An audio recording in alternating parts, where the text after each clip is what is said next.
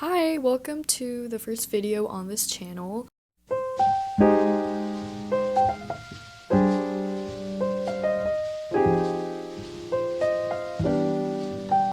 Since it is the first video, I feel like I should preface what exactly I want to do with this channel. And I guess I just wanted a space to kind of pour and delve all the personal research and interests I already have for art history. And I feel like you can already tell that by the title, but I actually already do have a podcast where I talk about certain anthropological, history related things that I find intriguing that I just want to talk on or ramble on about, and I just upload it on there. And I actually already have a blog as well where I just write about certain pieces of literature or books or just anything I find remotely interesting that I feel like writing about. I'll upload on there.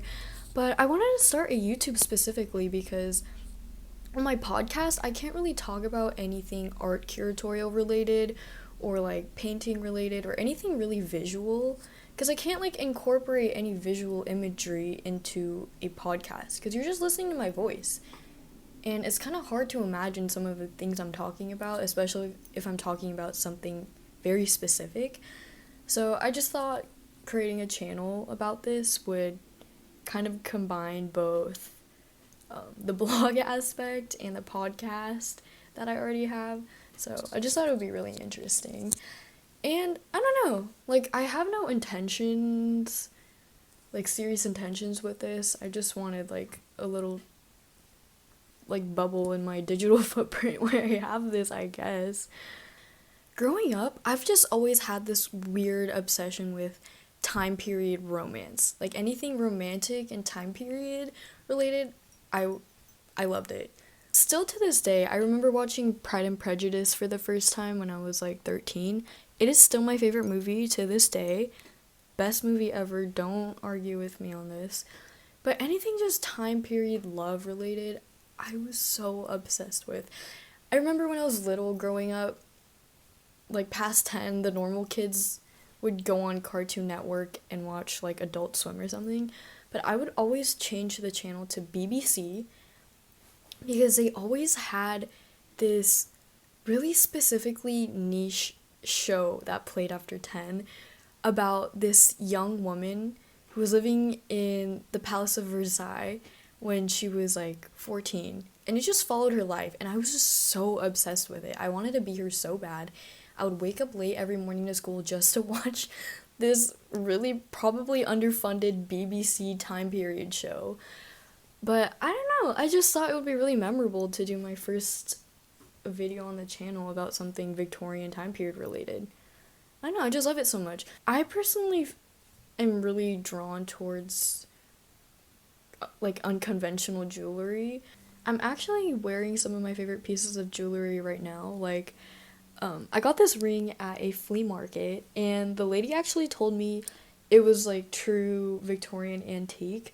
I don't believe her because pearls are very obviously clearly plastic, and the rubber bands are just rubber bands. Are you serious? This is not whatever. Besides the point, it's a beautiful ring. She's one of my favorites. I love her. I'm also just wearing these bell earrings that I thought were so cute. I got them for $2. One of my favorite pair of earrings. I just love jewelry because I feel like it's such a classic form of self-expression and just a really natural way for humans to be magnetized towards beauty, I guess. And as you can tell by the title, the Victorians were pretty heavily emphasizing on this as well. So the Victorian era actually spanned from 1837 to 1901, making the history of Victorian jewelry very expansive, a very wide time frame we're talking here. And it's really interesting because the popular styles of jewelry in the Victorian era at the time were very specifically correlated to time points of Queen Victoria and Prince Albert's relationship at the time, which I think is so iconic. Imagine having fashion trends specifically dedicated and like coordinated around your relationship. Like that's awesome. So their relationship was just a really major factor in the most prominent trends in jewelry and fashion at the time. Also, the Industrial Revolution meant that jewelry could be mass produced and pieces could be produced by the thousands. And the jobs created by the Industrial Revolution gave growth to a new social class, which was the lower middle class of the time. Another movement at the time that affected like this boom in jewelry obsession was the temperance movement. And if you didn't know, the temperance movement was basically like this radical movement that advocated the use of alcohol in moderation. And it was led by middle class social reformers who favored total abstinence from alcohol, and they just wanted to manage like a really unworking class and tried to convince working men to spend their money on clothes, food, and just middle class comforts such as furniture and watches and jewelry and such. And what inspired me to make this video actually was I think I was scrolling on First Dibs, and there was this Victorian pop-up like temperance trinket. And I don't know what exactly it was used for. I don't know if people carried it around as like a good luck charm or something, but I looked it up and it was they had these like trinkets that were beautifully like ornated and embellished that they would just keep around to they would keep it in their pockets to prevent them from wanting to drink, I guess in honor of the temperance movement, which I thought was so interesting. And it's a beautiful trinket. I would have loved it for myself, but I just don't have $3,000 to spend for a pop-up devil temperance trinket. I guess it's like the Victorian era good luck charm version of like a nicotine patch or something. I don't know, I just thought it was so interesting. And the growth of these movements like also sparked consumerism, which began to take root in this time period as well. And the Victorian public were just basically able to spend more money on trinkets and things like jewelry. So the early Victorian era is seen as the Romantic period, and the jewelry of this time period reflected very romantic motifs such as hands, hearts, crosses, and knots. And this also is 1840, which is when Queen Victoria and Prince Albert actually got married.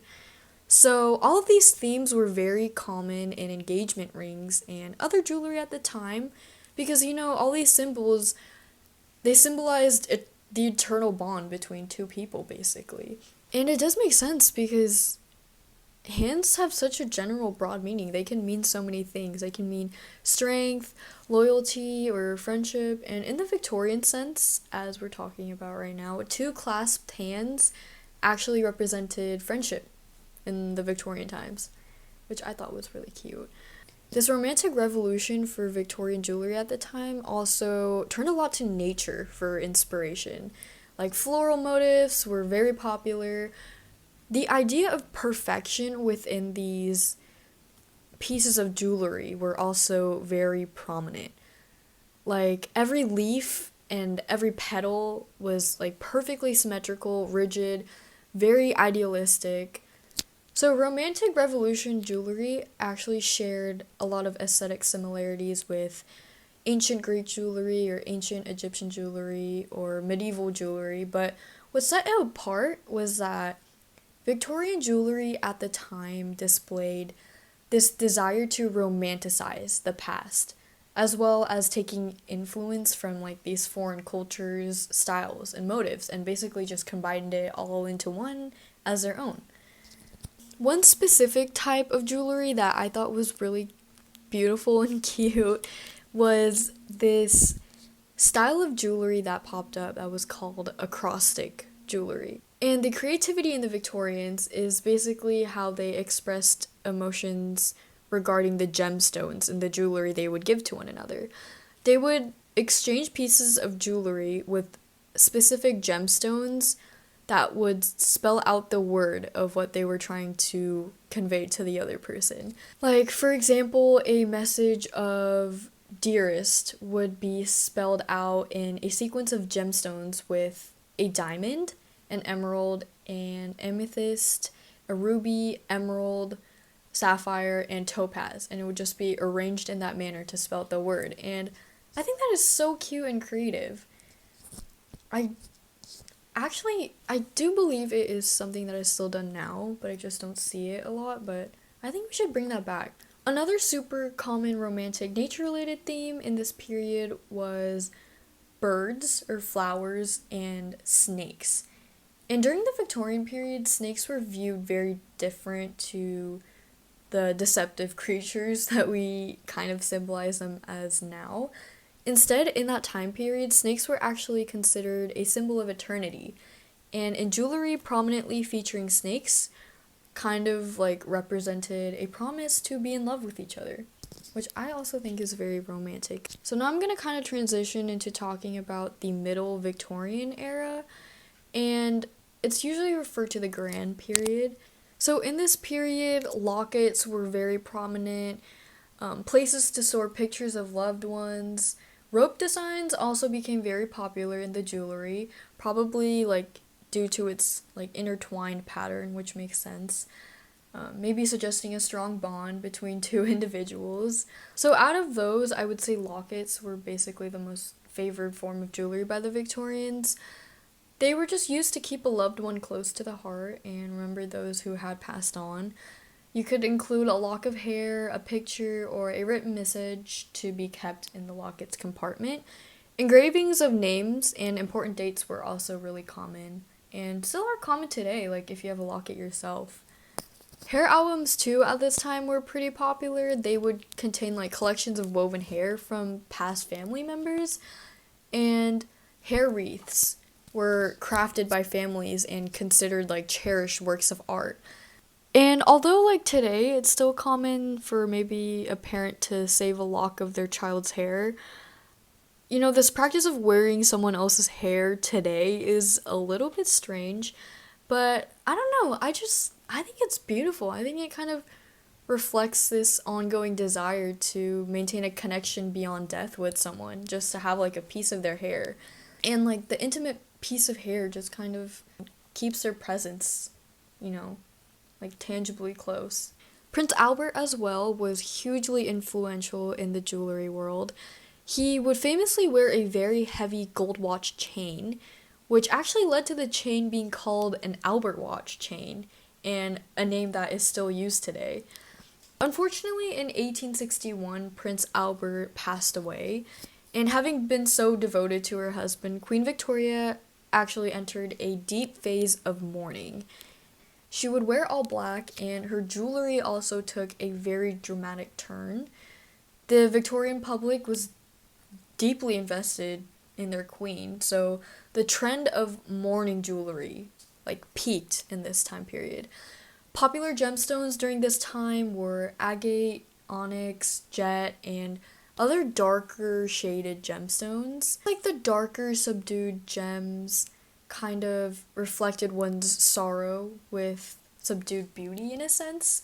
And the demand for jet black, like gemstones specifically during this time period, were actually so great that the areas that like mined these gemstones were actually almost entirely depleted of their resources by the end of the 19th century. Like that is how devoted the Victorians were to honoring Prince Albert, like in their form of jewelry.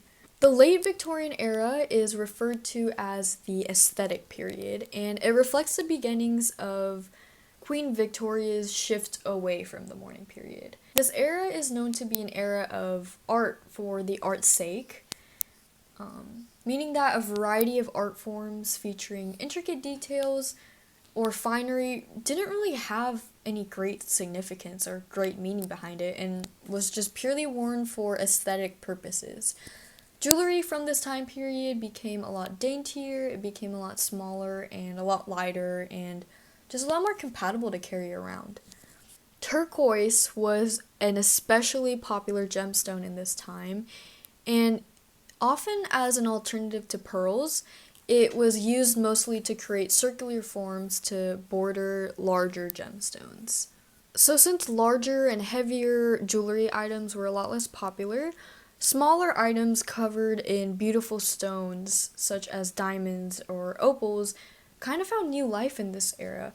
And due to the aesthetic movement, the gems used in jewelry were often more chosen for their beauty than their monetary value. Multi-strand pearl chokers were also crazy popular in this era, and it was actually because Queen Victoria's daughter-in-law had a really big scar on her neck, and she would usually wear very thick, multiple layers of pearl strands around her neck to conceal the scar. And it's just really funny that people noticed that and turned it into a trend. So as you can see, the Victorian period saw a lot of changes and shifts in their jewelry and styles. And the combination of the Industrial Revolution, the growth of the British Empire, and the evolution of the middle class just meant more that the people of Britain could spend more money on luxuries like jewelry and leisure activities that made them more active and less restrained. Another thing that jewelry did for people in this time period was that it accommodated to these lifestyle changes, becoming more smaller and more practical. Like, for example, women in this time period were becoming a lot more socially, politically, and physically active, and they were no longer confined to their homes through social etiquette. They had these new levels of independence as the nation grew in strength and wealth, and that also was reflected in their accessories, in their intricate fashions of the Edwardian Victorian era. So the drama of these early Victorian pieces still remains a very celebrated feature of antique jewelry today, as well as the intricacy of later items from Queen Victoria's reign. Still today, Victorian era jewelry is treasured for its romanticism, its vibrancy, its representation of love, and still people nowadays seek to amass huge collections of Victorian trinkets. As you can see on First Dibs, I mean, I'm on First Dibs every day. I'm looking at these trinkets every day that amass to a couple $1,000s. So, I mean, if anyone is obliged to buy my Victorian era trinket shopping cart list on First Dibs, just let me know. I guess that is a final wrap up of this video.